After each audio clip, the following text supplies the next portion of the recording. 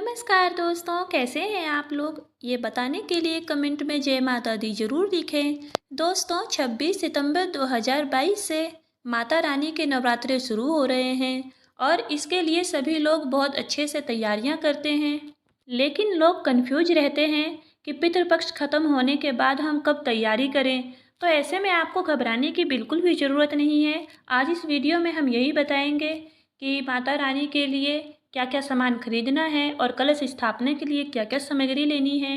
तो अगर आप मेरे चैनल पर नए हैं तो मेरे चैनल को सब्सक्राइब कर दें, साथ में बेल आइकन भी दबा दें ताकि ऐसी और भी महत्वपूर्ण जानकारियां आपको तुरंत मिलती रहें।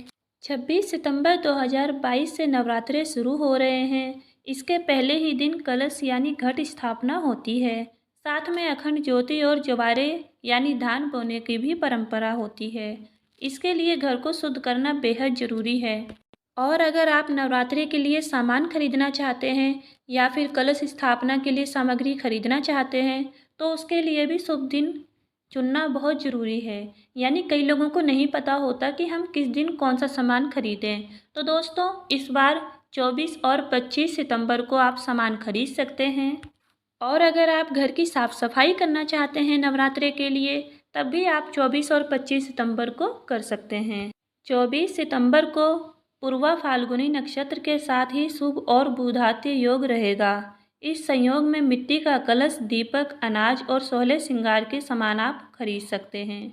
इस दिन घर को सजाने के लिए आप रंगोली का सामान भी खरीद सकते हैं या फिर अन्य सामान भी ले सकते हैं। और 25 तारीख को सर्वार्थ सिद्धि, अमृत सिद्धि, हंस और बुधात्य योग में पूरे घर को शुद्ध कर सकते हैं और कलश स्थापना की तैयारी भी कर सकते हैं। और दोस्तों जहाँ भी आप माता रानी के लिए चौकी सजाएंगे और कलश स्थापना करेंगे उस जगह को आप 25 सितंबर को ही साफ़ कर लें। यानी रविवार के दिन आप अच्छे से उस जगह को साफ़ कर लें और गंगा जल से छिड़काव कर दें। अगर पॉसिबल है तो आप गौमूत्र भी लेकर के आ सकते हैं, क्योंकि जो माता की पूजा करते हैं उन लोगों को गौमूत्र और गंगा जल से छिड़काव जरूर करना चाहिए। लेकिन अगर किसी वजह से आपको गौमूत्र नहीं मिलता है तो इसमें घबराने की कोई ज़रूरत नहीं है। आप गंगा जल से भी छिड़काव कर सकते हैं। गंगा जल भी बहुत ही अच्छा माना जाता है। मान्यता है कि जब भी पितृपक्ष खत्म हो जाते हैं और हम नवरात्रि की शुद्धि के लिए अपने घर को साफ़ सफाई करते हैं तो हमें गंगा जल अगर जब हम छिड़कते हैं तो घर की साफ़ सफाई के साथ साथ उसमें जो नकारात्मक ऊर्जा होती है यानी जो नकारात्मक शक्तियाँ होती हैं वो भी खत्म हो जाती हैं। इसलिए कलश स्थापना के लिए आप 25 सितंबर को ही तैयारी करें। शक्ति पर्व की तैयारियां कैसे करें, कौन कौन सी चीज़ कब खरीदें? देवी दुर्गा के 9 रूपों की पूजा में अलग अलग प्रसाद चढ़ता है, इसलिए इनके लिए गाय का घी, शक्कर, शहद, तिल, गुड़, सेब, अनार, मिश्री, केला, नाशपाती, अंगूर, चीकू, अमरूद और नारियल खरीद लेने चाहिए। दोस्तों नारियल खरीदते समय आप एक बात का ध्यान रखें, कई बार हम नारियल लाते हैं और वो अंदर से एकदम काला काला बेकार सा नारियल होता है। तो जब भी आप नारियल खरीद रहे हैं उसको थोड़ा सा बजा करके देख लें। अगर उसमें पानी छलक रहा है, आपको लगता है कि पानी की आवाज़ आ रही है, तो वही नारियल आप खरीदें।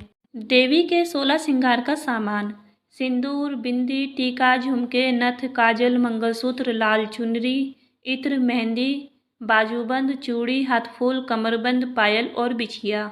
ये सब सामान आप 16 श्रृंगार में माता रानी के लिए खरीद सकते हैं और इन सब सामानों को आप 24 और 25 तारीख को खरीद सकते हैं।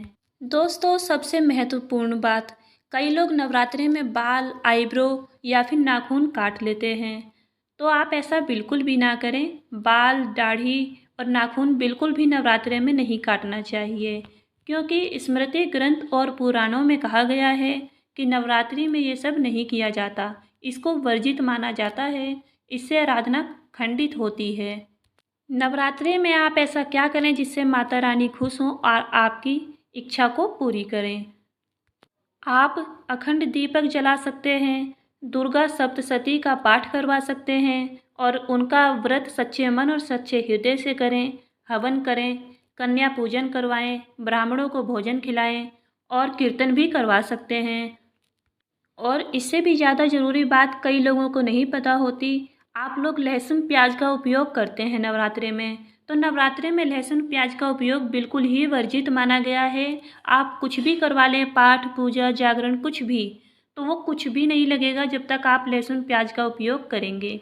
तो इसलिए आप लहसुन प्याज बिल्कुल भी ना खाएं और ना ही अपने घर में किसी को खिलाएं।